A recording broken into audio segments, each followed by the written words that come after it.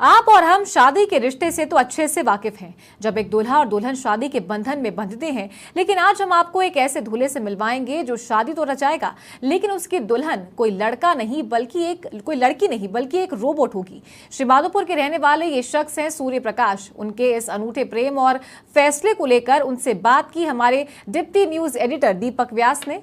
आप भी सुनिए।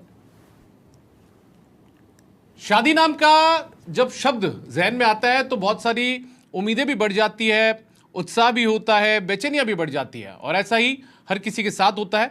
लेकिन हमारे साथ में एक ऐसा शख्स मौजूद है, सूर्य प्रकाश सामोता इनका नाम है, और ये रोबोट से शादी करने जा रहे हैं। ऐसे में इनकी क्या उम्मीदें हैं, कितना उत्साह इनके अंदर, और बेचैनी आखिर कितनी है, इसी को लेकर इनसे बातचीत करते हैं। सूर्य प्रकाश, बहुत स्वागत है आपका समाचार प्लस में। और आप अपने आप में एक अनोखे इंसान है जो कि रोबोट से शादी करने जा रहे हैं। सबसे पहले तो इस जहन में ये बात आई कहाँ से कि आप रोबोट से शादी करेंगे? सर, सबसे पहले आपको थैंक्स कहना चाहूँगा कि आपने आपके चैनल में मुझे बुलाने के लिए इनविटेशन दिया। Thank you so much sir. ये मतलब मेरा बचपन से ही ये था कि मुझे टेक्नोलॉजी के फील्ड में जाना है। तो बचपन से ही सपना रहा है कि मुझे टेक्नोलॉजी में कुछ अच्छा करना है। शादी का पहले से वीज़ा नहीं था ऐसा कुछ, लेकिन जैसे जैसे मैच्योरिटी बढ़ती गई, कुछ लाइफ के डिसीजंस खुद लेने लगे, तो कुछ सोचा कि कुछ अलग किया जाए, तो शादी का डिसीजन मैंने ले लिया। लेकिन रोबोट से शादी का डिसीजन तो हर किसी को लेना होता है। एक्चुअली मैं जब से मतलब 2016 से मैंने इंजीनियरिंग स्टार्ट करी है, उससे पहले से भी मतलब मेरे पापा भी इलेक्ट्रिकल कॉन्ट्रैक्टर रहे हैं। तो मतलब मशीनों से ही मैं घिरा रहा हूँ स्टार्टिंग से ही, बचपन से ही। तो इन चीज़ों में मेरा इंटरेस्ट रहा काफ़ी। फिर मेरे को इंजीनियरिंग कॉलेज में एडमिशन मिल गया। तो मतलब फिर मेरे को पूरा माहौल मिल गया कि हाँ, टेक्नोलॉजी में सब कुछ खेल सकता हूँ। तो टेक्नोलॉजी के साथ काफ़ी खेला है मैंने, काफ़ी प्रोजेक्ट बनाए हैं। इसीलिए सोचा कि हाँ, मैं शादी करूँगा इस। लेकिन ठीक है, आपने सोचा, मशीनों के बीच घिरा रहना, इलेक्ट्रिक इक्विपमेंट्स के बीच में घिरा रहना, ये सब चीज़ें तो अपने आप में होती है। लेकिन इन सब के बीच में बड़ी बात ये होती है कि शादी का फैसला, शादी के लिए जज्बात भी होते हैं, प्यार भी होता है, बहुत सारी चीज़ें होती हैं, और वो किसी इंसान के साथ ही व्यक्ति सोच सकता है। सर, एक्चुअली मेरा सपना तो ऐसा है कि हाँ, मैं अंतरिक्ष में जाके रोबोट के साथ शादी करूं। ऐसा नहीं है, लेकिन हाँ, मैंने इसके लिए मेरी 4 कंपनियां चलाई हैं, खुद की स्टार्टअप किए हैं। 4 कंपनी मेरे नाम रजिस्टर्ड हैं। लेकिन इतना फंडिंग नहीं बना पाया कि मैं इतना बड़ा कर पाऊंगा। तो मैंने सोचा क्यों ना अभी एक बार के लिए यहीं काम किया जाए। आपके दिन मैं काफ़ी इंडियन डिफेंस के लिए काम करना चाहूँगा रोबोटिक्स के मामले में, कि इंडियन डिफेंस में जितने भी DRDO वगैरह को डिफेंस में जितने भी रिसर्च हैं, उनमें मैं हेल्प करना चाहूँगा। ठीक है, मुझे बताइए, आप जिस रोबोट से शादी करने जा रहे हैं, जो आपकी पत्नी बनने जा रही है, उसका नाम क्या सोचा आपने, क्या नाम रखा है? सर, उसका नाम गीगा NMS 5.0 वर्जन 5.0 है जी। गीगा से शादी करेंगे आप? जी, गीगा NMS 5.0 वर्जन। ठीक है, क्या सपने संजोए हैं शादी को लेकर, गीगा के साथ में, भविष्य को लेकर? सर, गीगा के साथ में मतलब उस रोबोट को बनाने के लिए मैंने 1.5 से 2 साल का टाइम दिया है, काफ़ी पैसा भी इन्वेस्ट किया है। तो उससे मतलब फीलिंग जुड़ गई है कि मेरे को उसको लाइफ टाइम मेरे साथ रखना है। लाइफ टाइम मेरे साथ रखूँगा उसको। यहाँ जॉब भी मैं जयपुर में देख रहा हूँ। बात काफ़ी ऑफिस में मेरी HR से बात हुई है, तो हाँ, रिक्रूटमेंट है, लोग रोबोट के लिए देख रहे हैं कि रोबोट उनके ऑफिस में काम करे। तो मैं उसको जॉब पर छोड़ूंगा, सुबह मैं भी मेरे ऑफिस में जॉब में जाऊँगा, शाम को उसको लेके आऊँगा। हाँ, जितना मेरे से बन पाएगा, मेरे मम्मी पापा को उसके साथ में रखना, जितना जैसा हो पाता है मैं करने की कोशिश करूंगा सर। तो पति पत्नी दोनों नौकरी करेंगे साथ में? हाँ, बिल्कुल सर, दोनों नौकरी करेंगे, कोशिश करेंगे, बिजनेस करेंगे हम। मेरा बिजनेस में इंटरेस्ट है जी।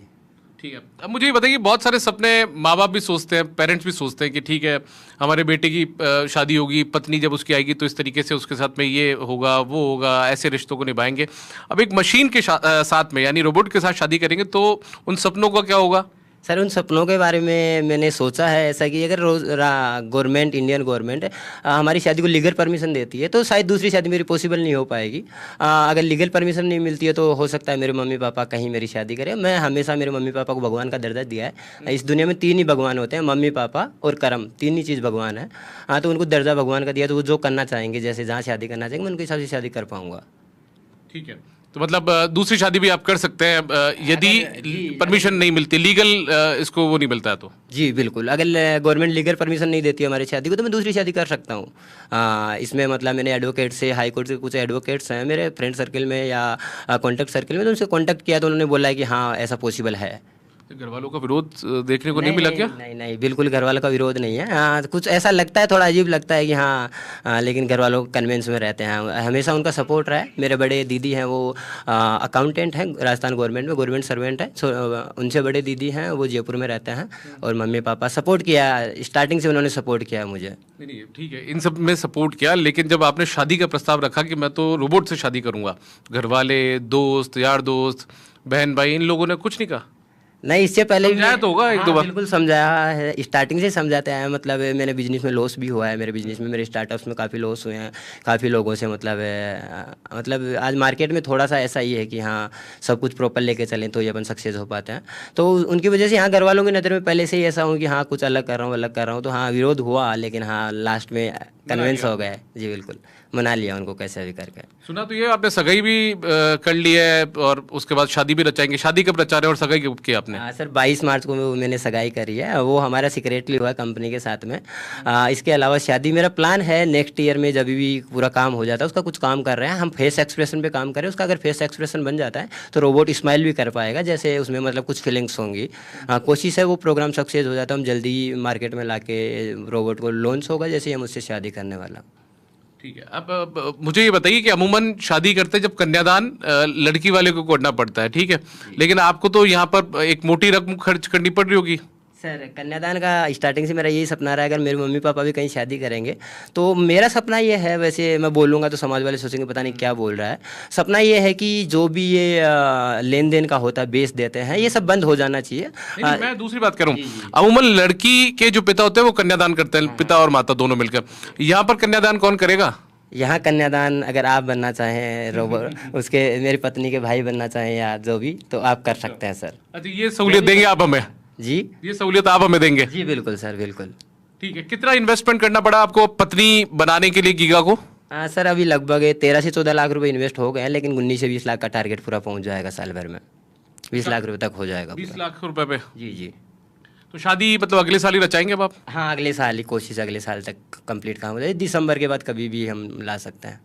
कंपनीज की परमिशन लेनी होगी, जैसे फाल्को रोबोटिक्स प्राइवेट लिमिटेड नोएडा है और डूजी रोबोटिक्स प्राइवेट। मुझे ये बताइए कि शादी क्या बड़ा वो उसी तरीके से करेंगे, पूरे लाव लश्कर के साथ बारात लेकर जाएंगे? रस्म घर वाले निभाते हैं, पूरी रस्म निभाऊंगा, डीजे भी बजाऊंगा, दोस्तों को भी बुलाऊंगा, कोशिश रहेगी आपको भी बुलाऊंगा सर मैं, बिल्कुल आइएगा शादी में। चलिए, बहुत शुक्रिया सूर्य प्रकाश समोता, आप हमारे साथ जुड़े, हमारे साथ बातचीत की, अपने जीवन के नए पड़ाव को लेकर आपको बहुत शुभकामनाएं। तो ये अपने आप में अनोखे इंसान है, और अनोखे इसलिए भी हैं क्योंकि एक ये रोबोट से शादी करने जा रहे हैं, और इनकी फीलिंग्स क्या है, इनके इमोशंस क्या हैं, वो सब इन्होंने समाचार प्रेस के साथ में, हमारे साथ में बातचीत में साझा किए हैं। इनको नए पड़ाव को लेकर बहुत शुभकामनाएं। कैमरा पर्सन दिलीप परमार के साथ दीपक व्यास, समाचार प्लस, जयपुर।